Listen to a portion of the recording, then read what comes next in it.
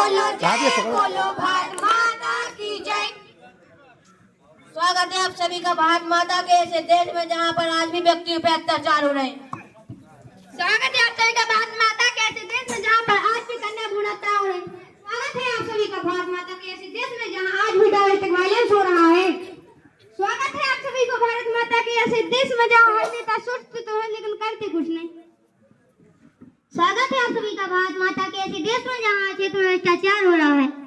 स्वागत है आप सभी का भारत माता के ऐसे देश में जहाँ आज भी औरतों की स्थिति दयनीय है। स्वागत है आप सभी का भारत माता के ऐसे देश में जहाँ पर परिवार में एक व्यक्ति औरतों से कहता है कि वह कॉम्प्रोमाइज करे। कॉम्प्रोमाइज हम क्यों करें? कॉम्प्रोमाइज हम नारी है नारी, इस समाज की नजरों में बेबस और हारी। एक दिन ऐसा आएगा हम अपने पैरों पर खड़े होकर दिखलाएंगे और इस समाज की सोच बदलना सिखाएंगे। अरे जब इस समाज को तुम्हारी नहीं है पड़ी तो क्यों इस समाज की सोच बदलने पर अड़ी? ऐसा ही होता आया है, ऐसा ही होता रहेगा। औरतों के प्रति इस समाज की सोच कभी नहीं बदलेगी। जो तेरा है वो मेरा है, जो मेरा है वो तेरा है।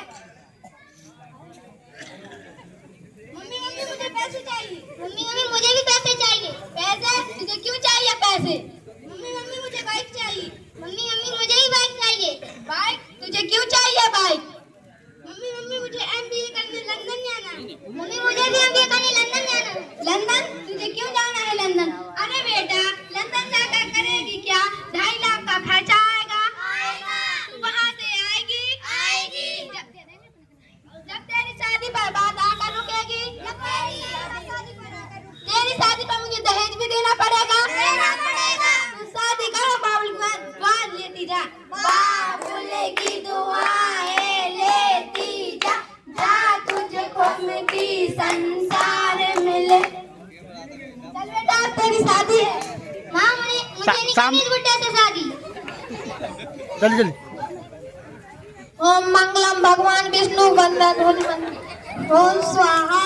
विवाह संपन्न हुआ। बधाई हो बधाई हो।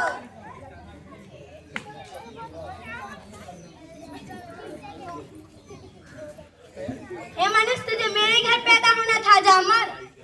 अरे ये बच्ची गड्ढे में कैसे आई गई?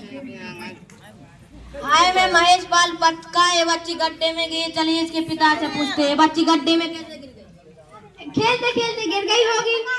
बन जाओ ना कैमरा मैन, बन जाओ जल्दी। चलो आगे जाओ। भविष्य का क्या? आप कैसा महसूस कर रही हो?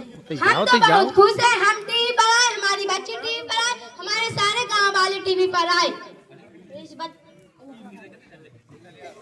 इसी के साथ सरकार ने 2 लाख रुपए मुआवजे के तौर पर दिए हैं। इन 2 लाख रुपए का तुम करोगे क्या? खेती बाड़ी में लगाएंगे। तो बच्ची के भविष्य का क्या होगा? जब खेती बाड़ी अच्छी होगी तभी तो बच्ची का भविष्य अच्छा होगा। वैसे भी पढ़ लिख कर करना क्या है, घर का काम काज करेगी और बड़ी हो जाएगी और ससुराल चली जाएगी। तो देखा हमारे देश में ऐसी कई बच्चियां हैं जो स्कूल नहीं जा पा रही हैं। सरकार द्वारा कक्षा 8 तक की निःशुल्क शिक्षा आरंभ कर दी गई है, फिर भी हमारे यहाँ से 40,000 से भी ज्यादा बच्चियां स्कूल नहीं जा पा रही हैं, पढ़ने नहीं जा पा रही और कहते हैं कि कॉम्प्रोमाइज कर। आखिर कब तक हमारे देश की बेटियां कॉम्प्रोमाइज करें? आखिर कब तक? अरे बेटी तू ससुराल से वापस क्यों आ गई? इसे कोई बीमारी हो गई होगी। इसका किसी के साथ चक्कर चल रहा होगा। 2 साल हो गए बच्चा बच्ची नहीं हो रहा, इसके कारण ससुराल वालों ने घर से बाहर निकाल दिया होगा। नहीं माँ वो लोग मुझे रोज मारते थे।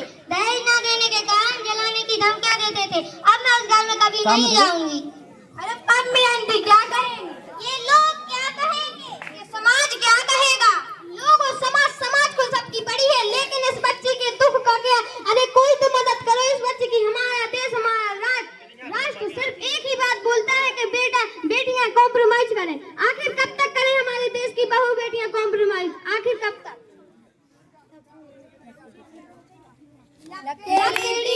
इस दौर में बाल विवाह औरतों पर होने वाले अत्याचारों में से एक है।